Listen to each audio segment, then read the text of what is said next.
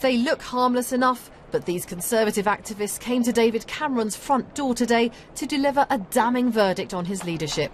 It's the issue of gay marriage that's incensed them. This letter accuses the Prime Minister and his inner circle of treating ordinary party members with contempt.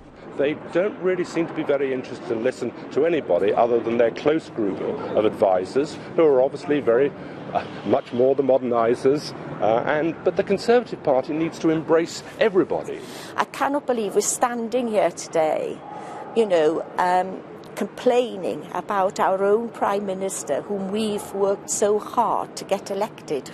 But others insist the party can't survive unless it's in touch with modern attitudes. I think the bigger danger for the Conservative Party actually is losing touch with the next generation of voters. And the voters who are most likely to be moving away from us now and going to Labour are actually the younger generation and the middle-aged generation. That's where Labour has its biggest lead.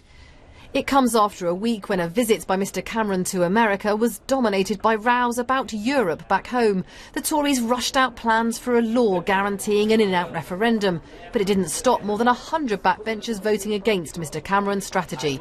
Now he's under fire from pro-Europeans too.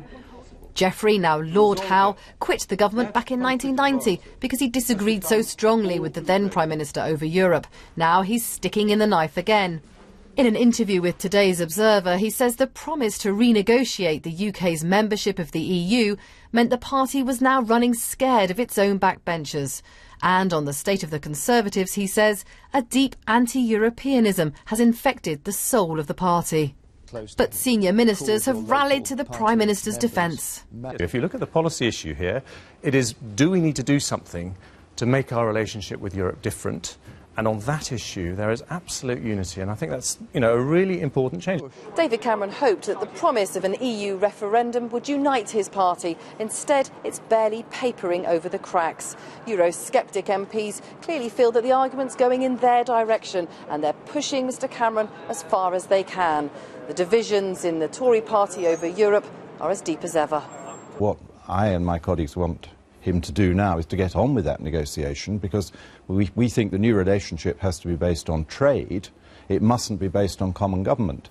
David Cameron once warned his party about the dangers of banging on about Europe. At the moment, it's not listening.